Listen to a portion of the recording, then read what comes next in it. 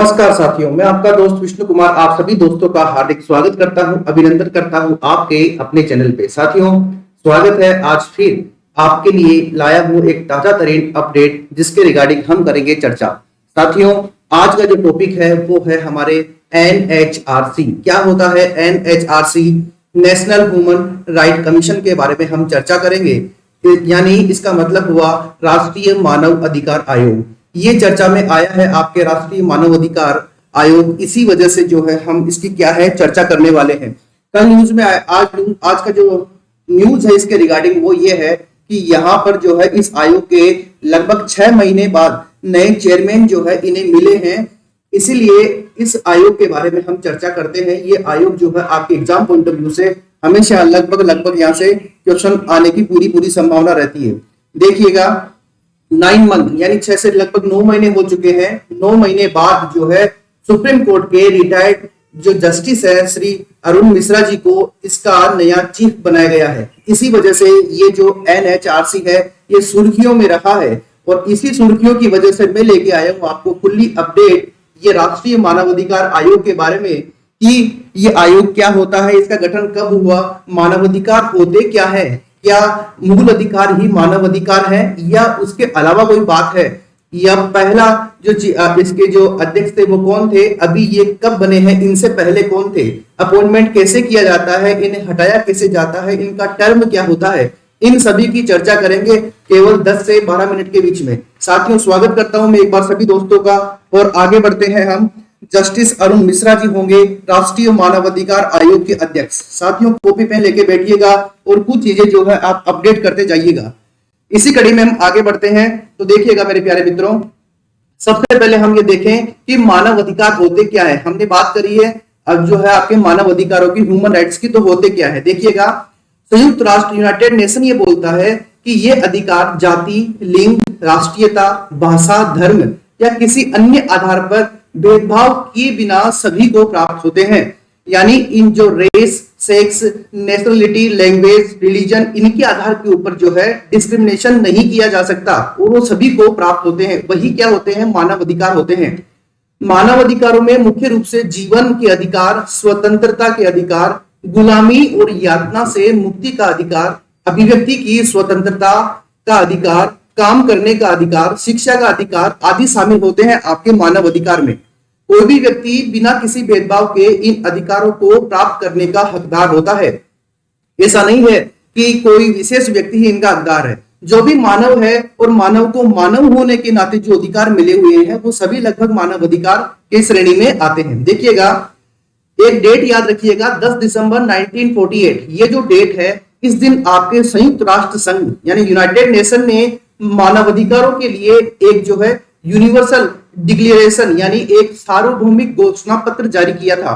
ये एग्जाम के अंदर कई बार पूछा जाता है, इसका थोड़ा ध्यान रखिएगा। उसके बाद देखिए, 16 दिसंबर 1966 को संयुक्त राष्ट्र महासभा, मैंने आपको यूनाइटेड नेशन के जो ऑर्गन्स बताए थे 6, उसमें से मैंने आपको जो है महासभा के बारे में डिस्कशन किया था।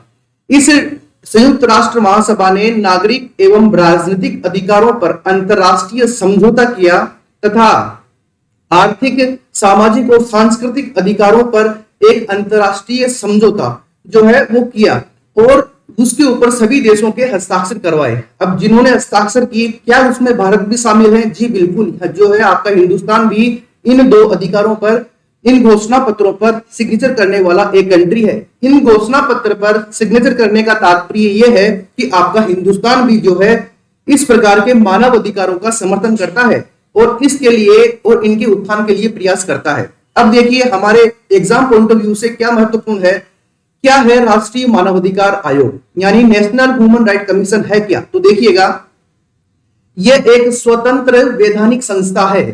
भैया ध्यान रखना, ये एक इंडिपेंडेंट जो है एक संस्था है, वैधानिक संस्था है। देखो, 2 प्रकार की संस्थाएं होती है। अगर यहाँ पर कॉन्स्टिट्यूशनल बॉडी लिखा होता, यानी मैं यूं कह रहा हूं, अगर यहाँ पर संवैधानिक संस्था लिखा होता तो मेरे प्यारे साथियों इसका मतलब है वे सभी संस्थाएं जिनका उल्लेख आपके जो है कॉन्स्टिट्यूशन यानी संविधान में किया गया है।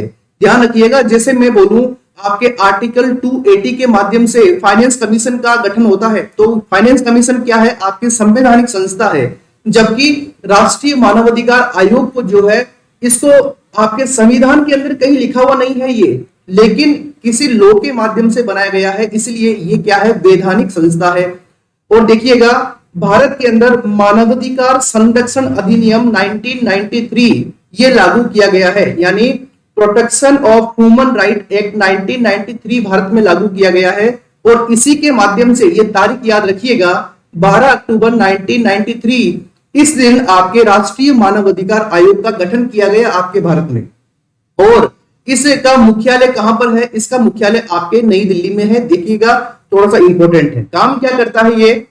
संविधान द्वारा दिए गए मानवाधिकार जैसे जीवन का अधिकार, स्वतंत्रता का अधिकार, समानता का अधिकार आदि की रक्षा करता है और उनके लिए एक वॉचडॉग के रूप में काम करता है, यानी एक प्रहरी के रूप में काम करता है। ये इसका क्या है? मुख्य वर्क है, मुख्य ऑब्जेक्ट है। इसके अलावा डिटेल में और चर्चा करने वाले हैं आगे। सबसे पहले हम ये देखते हैं कि कंपोजिशन क्या होता है, इसके अंदर कितने मतलब सदस्य होते हैं, अध्यक्ष होता है, सदस्य होते हैं, तो कैसे क्या होता है। तो देखिएगा, नेशनल ह्यूमन राइट कमीशन की अगर हम बात करें तो ये मल्टी मेंबर बॉडी है, यानी बहुसदस्यीय संस्था है, ध्यान रखिएगा। अब देखिएगा, अगर अध्यक्ष की बात करूं या सदस्यों की बात करूं, चाहे चेयरमैन हो चाहे मेंबर हो, इन सब का अपॉइंटमेंट यानी नियुक्ति कौन करता है? ध्यान रखिएगा, राष्ट्रपति करता है, यानी अपॉइंटमेंट बाय दी प्रेसिडेंट होते हैं, चाहे वो चेयरमैन हो चाहे वो मेंबर हो। अब ये ध्यान रखिएगा कि ये जो अपॉइंटमेंट करता है ये किसकी सिफारिश पर? तो ध्यान रखना, प्रधानमंत्री की चेयरमैनशिप में एक कमेटी बनती है और वो कमेटी जो है उस नाम का रिकमेंडेशन करती है कि इन्हें आप अध्यक्ष और सदस्य बनाइए। यानी राष्ट्रपति अपनी मर्जी से कर सकता है क्या? नहीं, राष्ट्रपति अपनी मर्जी से नहीं कर सकता। ये जो प्रधानमंत्री की अध्यक्षता की जो कमेटी है, इसके माध्यम से क्या करते हैं? मेंबर को सिलेक्ट करते हैं और उसे नियुक्त करता है आपके भारत के राष्ट्रपति। अब देखिएगा, ये प्रश्न एग्जाम में आता है कि नेशनल ह्यूमन राइट कमीशन के अंदर सदस्य या अध्यक्ष की नियुक्ति के लिए जो कमेटी बनती है उसमें कौन कौन सदस्य होते हैं। तो ध्यान रखना, नंबर 1 प्रधानमंत्री, और ये जो प्रधानमंत्री होते हैं ये इस कमेटी के क्या होते हैं? अध्यक्ष होते हैं। नंबर 2 आपके लोकसभा अध्यक्ष, नंबर 3 राज्यसभा के उपसभापति, और नंबर 4 संसद के दोनों सदन। दोनों सदन का मतलब क्या हुआ? लोकसभा और राज्यसभा दोनों के मुख्य विपक्षी नेता, यानी जो आपके विपक्षी दल है, जो अपोजिशन लीडर है, वो दोनों इसमें शामिल होंगे। अर्थात टोटल मेंबर कितने हुए? 5 सदस्यों की ये कमेटी होती है और इस कमेटी की रिकमेंडेशन के आधार पर ही उन्हें जो है प्रेसिडेंट अपॉइंट करता है। ध्यान रखिएगा, इंपॉर्टेंट बात है। अब आपके दिमाग में एक बात आ रही होगी, सर लोकसभा का अध्यक्ष है लेकिन राज्यसभा का उपसभापति क्यों है? क्योंकि आप जब वाइस प्रेसिडेंट के बारे में पढ़ते हो तो आपको पता होता है कि वाइस प्रेसिडेंट जो होता है वो राज्यसभा का चेयरमैन होता है, जो है बाय डिफॉल्ट हम कह सकते हैं एक्स ऑफिसियो, यानी पदेन, यानी वो उसका मेंबर नहीं होता है लेकिन उसका अध्यक्ष होता है या उसका जो है चेयरमैन होता है, सभापति होता है। अब उसका मेंबर नहीं है इसलिए इस कमेटी के अंदर वो शामिल नहीं है, इसकी जगह क्या आते हैं? उपसभापति आते हैं। अगला प्रश्न आता है आपके, क्या टर्म होती है, क्या कार्यकाल होता है? तो ध्यान रखिएगा, 3 वर्ष, या तो अपॉइंटमेंट की डेट से 3 वर्ष तक, या फिर 70 वर्ष की उम्र, जो भी पहले हो, या तो 3 वर्ष पहले हो जाए या फिर उनका जो आयु है, जो एज है वो 70 ईयर के आसपास 70 ईयर हो जाए तो फिर उनको वहां से त्याग पत्र देना होगा, या फिर ऑटोमेटिकली वो क्या है, उनका टर्म जो है वो एंड हो जाएगा। यानी 3 वर्ष और 70 वर्ष, ध्यान रखिएगा, एग्जाम पॉइंट ऑफ व्यू से महत्वपूर्ण है। आगे बढ़ते हैं, अगर इनको पद से हटाना हो, अगर इन मेंबर्स को या फिर सदस्य को पद से हटाना हो तो क्या किया जा सकता है? इन्हें केवल तभी हटाया जा सकता है जब उच्चतम न्यायालय यानी सुप्रीम कोर्ट के न्यायाधीश की जांच, यानी सुप्रीम कोर्ट जो है उसकी जांच करे और उन्हें जो है दुराचार या असमर्थ पाया जाए, या क्या पाया जाए? मिसकंडक्ट या इनकैपेसिटी, मतलब इन दोनों से अगर वो ग्रसित है तो फिर वो क्या है कि उनको वहां से हटा दिया जाएगा। लेकिन जांच कौन करेगा? सुप्रीम कोर्ट के द्वारा जांच की जाती है, उसके बाद में प्रेसिडेंट इन्हें हटाता है। अगला पॉइंट देखते हैं, क्या नेशनल ह्यूमन राइट कमीशन के पास में कितने डिपार्टमेंट हैं? तो ये कोई ज्यादा इंपॉर्टेंट नहीं है। इसके 5 विभाग होते हैं, विधि विभाग, जांच विभाग, नीति अनुसंधान, कार्यक्रम, प्रशिक्षण और प्रशासनिक विभाग। ये इसके क्या है? मुख्य डिपार्टमेंट है, जैसे ये काम करता है। अगर हम स्टेट ह्यूमन राइट कमीशन की बात करें तो इनकी नियुक्ति राज्यपाल के द्वारा की जाती है, ध्यान रखिएगा, और यह भी एक कमेटी की सिफारिश पर की जाती है जिसमें मुख्यमंत्री, आपके राज्य के गृह मंत्री, विधानसभा अध्यक्ष और नेता प्रतिपक्ष जो है शामिल होते हैं। अगर यहाँ पर विधान परिषद हो तो फिर आप यूं मान के चलिए कि उसके भी क्या है, आपके नेता प्रतिपक्ष जो है इसके अंदर शामिल होते हैं, उसके भी अध्यक्ष इसमें शामिल होते हैं। अब चूंकि राजस्थान के अंदर ऐसा नहीं है तो इस वजह से ऐसा मतलब सामान्यतः मुख्यमंत्री हो गया, होम मिनिस्टर हो गया, आपके विधानसभा के अध्यक्ष हो गए और आपके जो अपोजिशन लीडर है स्टेट के अंदर वो हो गए।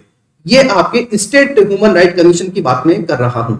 आगे बढ़ते हैं, क्या इसकी कार्य है और क्या इसकी शक्तियां हैं। तो देखिएगा, अगर किसी मानवाधिकार का उल्लंघन हुआ है, अगर उसकी शिकायत करते हैं तो उसकी जांच करता है, पहला काम।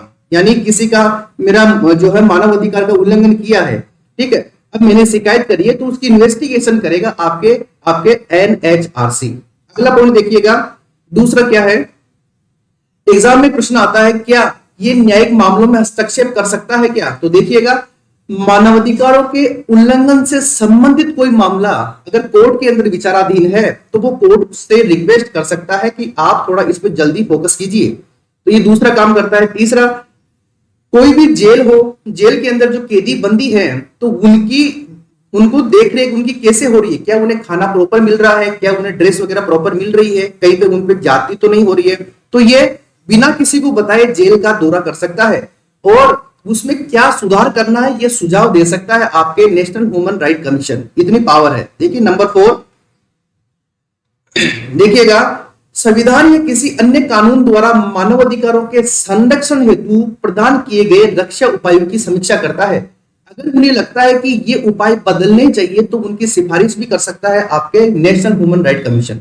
इसके अलावा नंबर 5 देखिएगा, मानव अधिकारों के क्षेत्र में रिसर्च को बढ़ावा देता है कि भैया इस पे ज्यादा शोध कीजिए और ये न केवल शोध कीजिए बल्कि मानवाधिकारों से जुड़ी हुई जानकारी का प्रचार प्रसार बहुत ज्यादा कीजिए। और ये माध्यम क्या, प्रकाशक के माध्यम से, मीडिया के माध्यम से, सेमिनार के माध्यम से, यूट्यूब के माध्यम से, इंटरनेट के माध्यम से जो है ये जो आपके ह्यूमन राइट है उनके लिए उनकी जो इंफॉर्मेशन है उसको क्या है फैलाते हैं। इसके अलावा ह्यूमन राइट कमीशन का एक काम ये है कि लोगों को ये जागरूक करता है भाई, इंपॉर्टेंट बात है। इसके अलावा देखिए, आयोग के पास दीवानी अदालत की शक्तियां हैं और ये अंतिम राहत प्रदान कर सकता है। दीवानी, देखो दो बातें होती है, एक होता है दीवानी, एक होता है फौजदारी। जो दीवानी मामले हैं उसके अंदर जो है ये मुआवजे या हर्जाने के लिए सिफारिश कर सकता है कि आप इन्हें इतना सिफारिश मतलब इतना हर्जाना आपको देना पड़ेगा।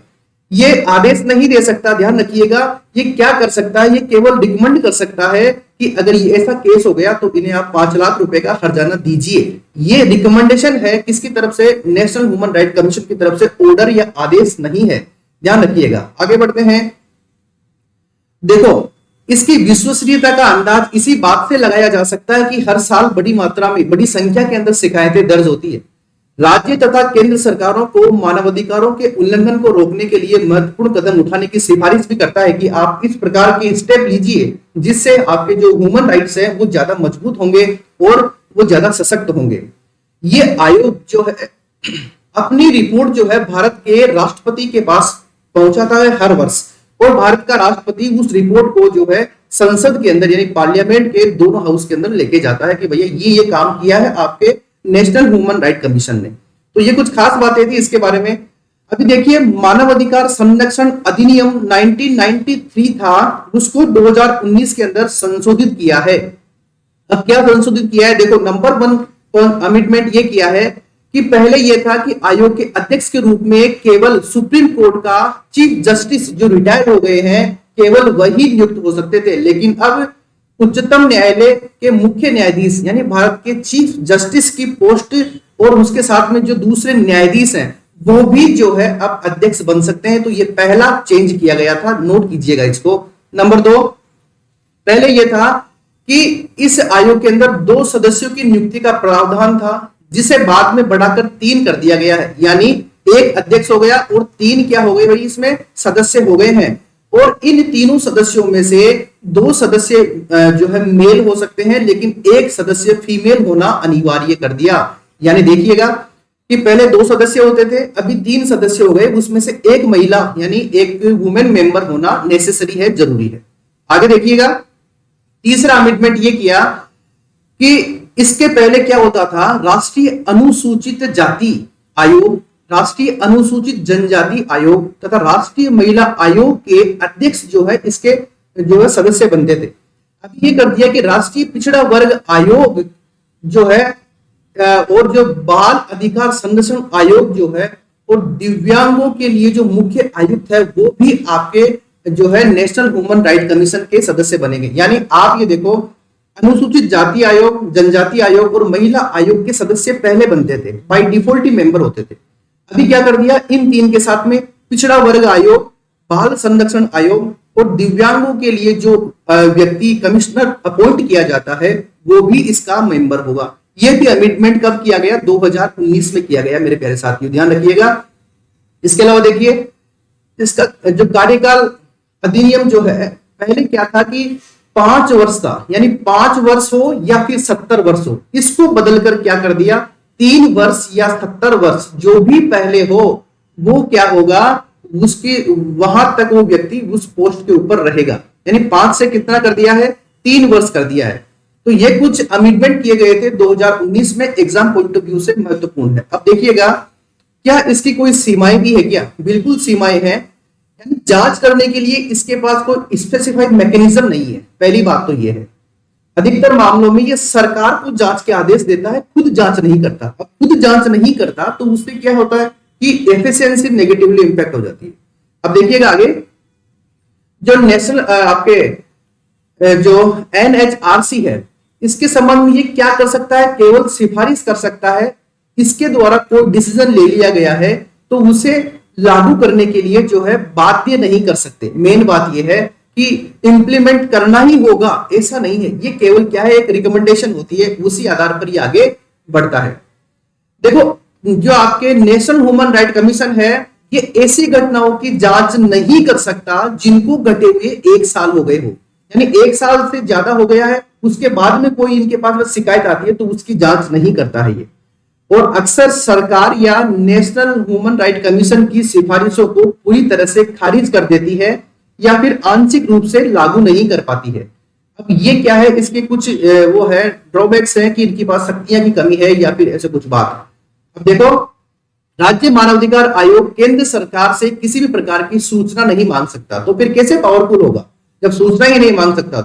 तो ये वाले कुछ खास बातें थी कि इसकी कुछ लिमिटेशंस भी होती है क्या, कि बिल्कुल इसकी लिमिटेशंस होती है। देखिएगा, आयोग के अध्यक्ष और सदस्यों की नियुक्ति वाली जो चयन समिति होती है उसमें राजनीतिक लोग होते हैं।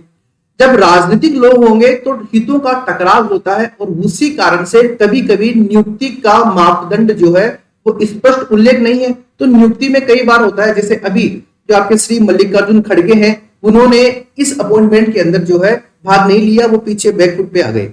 अब इससे क्या होता है कि थोड़ा सा अच्छा नहीं लगता है जो अपॉइंटमेंट हो रहा है उसको भी और सरकार को भी, क्योंकि इसके अंदर पॉलिटिकल एफर्ट ज्यादा काम करती है। आगे बढ़ते हैं। देखो, अगर आपसे पूछे कि नेशनल ह्यूमन राइट कमीशन के पहले अध्यक्ष कौन थे, तो ध्यान रखिएगा पहले अध्यक्ष आपके 1993 के अंदर बने थे। इनका नाम है आपके जस्टिस श्री रंगनाथ मिश्रा। श्री रंगनाथ मिश्रा जी जो है ये पहले आपके अध्यक्ष थे। अभी देखिएगा, अभी मैंने आपको बताया कि जस्टिस श्री अरुण मिश्रा जी को अपॉइंटमेंट किया गया है, इनको अपॉइंट किया गया है। तो इससे पहले जो इसके अध्यक्ष थे उनका नाम था श्री जस्टिस HL दत्तू। ये जो है उसके क्या थे, चेयरमैन थे और लगभग 9 महीने तक ये पद खाली रहा और उसके बाद में आपके जस्टिस अरुण कुमार मिश्रा जी को यहाँ पर अपॉइंट किया गया। तो मेरे प्यारे साथियों, ये कुछ खास बातें थी आज आपकी क्लास के लिए। और जो है ये मेरा टेलीग्राम चैनल है, आप इसको जो है ज्वाइन कर सकते हैं जिससे इसकी PDF आपको मिल जाए। और मेरे प्यारे मित्रों, जितना प्यार दिया है इसके लिए बहुत बहुत धन्यवाद। इसे लाइक, शेयर और सब्सक्राइब कर दें। ये बिल्कुल लेटेस्ट न्यूज थी, इसलिए मैंने इसको पूरा ही आपको बता दिया। सभी एग्जाम के अंदर ये बहुत महत्वपूर्ण है। एग्जाम में पूरा आपके प्री मेंस सब के अंदर लिखा हुआ है, ये टॉपिक एग्जाम में आ सकता है, प्री में भी आ सकता है और मेंस में भी आ सकता है, कई बार आया हुआ भी है। थैंक यू फॉर वॉचिंग, देखने के लिए धन्यवाद। अपना ध्यान रखिएगा, अपनों का ध्यान रखिएगा, क्योंकि आप एक जिम्मेदार देश के जिम्मेदार नागरिक हो। आज के लिए इतना ही, मिलते हैं शाम को 5 बजे फिर एक टॉपिक के साथ, जो टॉपिक होगा एनवायरमेंट और इकोलॉजी से रिलेटेड। तब तक के लिए नमस्कार, जय हिंद, जय भारत।